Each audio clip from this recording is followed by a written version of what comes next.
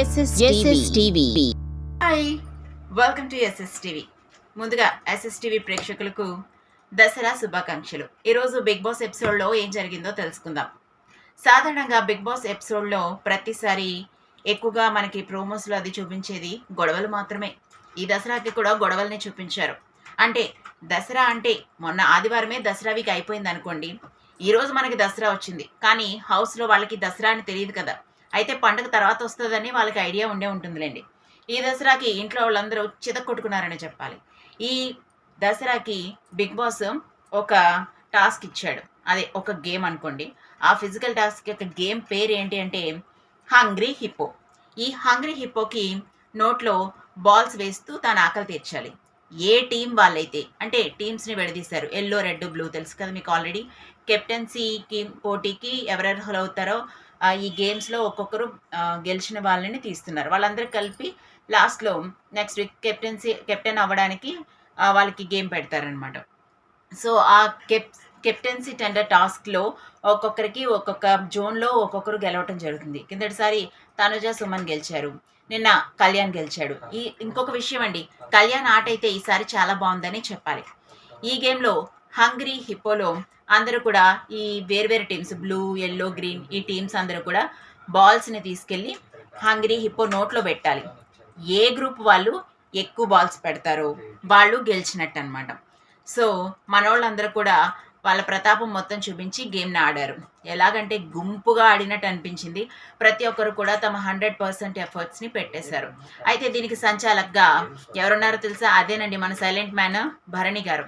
భరణి యాక్చువల్గా ఎవరితో ఇంట్లో గొడవకి వెళ్ళడు. తను సంచాలకుగా పెడితే ఈసారి తన నుంచి రియాలిటీ అన్న బయటకు వస్తుందేమోనని సంచాలక అని ఉంటే గనక తన నుంచి రియాలిటీ వస్తుందేమో అని అనుకుని బిగ్ బాస్ అనుకున్నాడో లేదో తెలియదు, కానీ బిగ్ బాస్ భరణిని సంచాలకుగా ఉంచారు. ఎందుకంటే సంచాలక్ ఏదైనా నిర్ణయం చెప్పినప్పుడు ఆపోనెంట్ టీం వాళ్ళు ఖచ్చితంగా దానిని ఆపుతారు, లేదా వాళ్ళతో ఆర్గ్యుమెంట్ ఉంటుంది. అప్పుడైనా భరణి బయటకు వస్తాడని చెప్పేసి బిగ్ బాస్ తనకి ఇలా సంచాలకుగా ఇచ్చారనుకుంటా. అయితే అదే జరిగింది.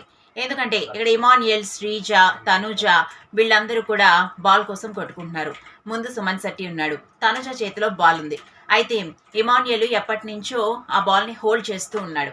ఇమాన్యుయల్ ఎప్పుడైతే వదిలేసాడో తనుజ బాల్ మీద చేతిని పెట్టడం జరిగింది. ఈలోపు అందరూ తోసేసరికి సుమన్ శెట్టి వెళ్ళి ఏకంగా హంగ్రీ హిప్పో నోట్లో పడ్డాడు. ఇంత హడావిడి జరిగిన తర్వాత గేమ్ని పాజ్ చేయడం జరిగింది.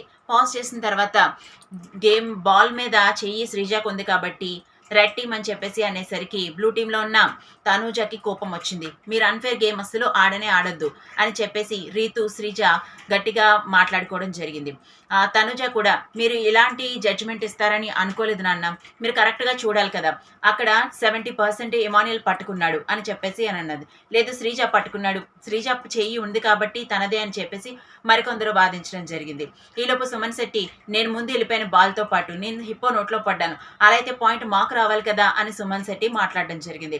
మీరు చూసారా, నేను ఏకంగా హిప్పో నోట్లో పడిపోయాను, మీరు అందరూ తోసేశారు, అప్పుడు బాల్తో పాటు నేను పడ్డట్టే కదా, అప్పుడు నా చేతిలో ఉంది కాబట్టి మా ఎల్లో టీందే కదా గెలుపు అని చెప్పేసి అనేసరికి సంజన కూడా అవును కదా అని అనేసరికి రీతు మీరు ఇంకా మాట్లాడకండి, మీరు స్పెషల్ గేమ్ ఆడతారు, మీ గేమ్ మీదే అంటే లేదు నేను అందరి గురించి మాట్లాడుతున్నానని సంజన ఎక్స్ప్లెనేషన్ ఇచ్చుకోవడానికి ట్రై చేసింది.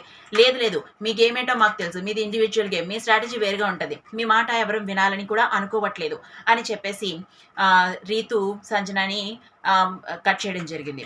అయితే ఇమాన్యుయల్ భరణిని నేను 70% నేనే ఆడాను, 70% వరకు నా చెయ్యి అక్కడే ఉంది, దగ్గరికి వచ్చేసరికి తను తీసుకుంటే తనకి ఇస్తారా అంటే మీరు ఎంతసేపు ఆడినా ఆ జోన్లోకి ఎవరు వెళ్తారో వాళ్ళ దగ్గర బాల్ ఉంటుందో వాళ్ళని నేను ఇది చేస్తాను, నా మాటే ఫైనల్, ఇదే నా ఫైనల్ కాల్ అని భరణి చెప్పేసరికి ఇమాన్యుయల్కి చాలా మండింది. ఏంటి ఇది గేమ్ అసలు బాగాలేదని చెప్పారు. తనుజ కూడా మీరు అన్ఫేర్ గేమ్ ఆడుతున్నారు నాన్న అని చెప్పేసి మీరు సంచాలకుగా మీరు ఇచ్చిన నిర్ణయం మాకు అసలు నచ్చలేదని చెప్పేసి తనుజ కూడా ఫుల్ ఫైర్ అయిపోయింది. ఏదేమైనప్పటికీ భరణి మాత్రం నేను శ్రీజ చేపెట్టింది కాబట్టి రెడ్ టీమ్కే ఇస్తున్నానని చెప్పేసి భరణి ఏకముఖంగా అనడంతో వీళ్ళందరికీ కూడా షాక్ అయ్యారు. ఏంటి ఎప్పుడు సైలెంట్గా ఉండే భరణి ఈసారి ఇట్లా ఉన్నారంటే తను లాయల్గా ఉన్నట్టు భరణి ఫీల్ అవుతున్నాడు. ఇంతకీ ఏం జరిగిందో ఎవరు గెలిచారనేది తెలియాలంటే మనకి మాత్రం బిగ్ బాస్లో వీకెండ్ రావాలి. వీకెండ్లో నాగార్జున వచ్చి ఆ వీడియోని బాగా రివీల్ చేసి ఎక్కడైతే పాజ్ వచ్చింది, ఎవరు పట్టుకున్నారో, ఎవరు ముందు వెళ్ళారో అనేది నాగార్జున గారే రివీల్ చేయాల్సి ఉంటుంది. సరే, ఈసారి ఎవరు మరి తప్పు, ఎప్పుడు సంచాలకుదే తప్పు అవుతుంది. ఈసారి భరణి ఇచ్చిన స్టేట్మెంట్ కరెక్ట్ అవుతుందో తప్పు అవుతుందో వీకెండ్లో చూద్దాం. మరిన్ని ఇంట్రెస్టింగ్ అప్డేట్స్ కోసం చూస్తూనే ఉండండి SS TV. Like, share, subscribe.